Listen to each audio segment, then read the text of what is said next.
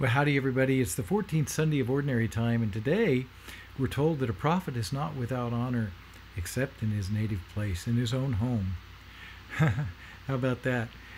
You know, sometimes it's easy to go out and do big things when nobody knows you. With the story of St. Francis, he got in trouble in Assisi when he tried to live his new gospel life. People thought he was crazy. And he began taking the cream of the city's crop of young men, and so they were going to rise up against him. The bishop said, "Get out of town for your own good. Go to the Rieti Valley." He went over there, and he did really well. And eventually, he had to come back. But sometimes it's easy to get away from your family. That's why Jesus says, "Leave it," to find out who you are in Christ and to do the great things that Jesus wants you to do. You have to get away from the past patterns that have been kind of secular patterns. But then we have to come back. And sometimes we're not recognized when we come back. You know, in Mark's gospel, Jesus' family thinks he's out of his mind. So it's the only gospel that says that. Sometimes our family thinks we're out of our mind.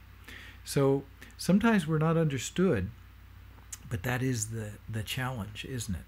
To come back to our own family, for those who live in religious life, to come back to your own religious community, to come back to your own monastery, where people see you every day. And it's hard to see the extraordinary in the ordinary things, to see the miraculous in the mundane. So don't be surprised when you're not understood or recognized.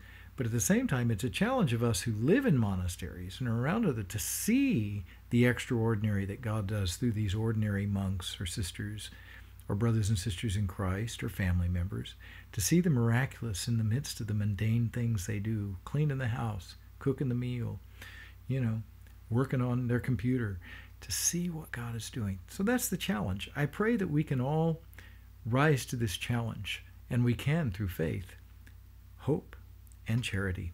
I love you guys. All things are possible with God.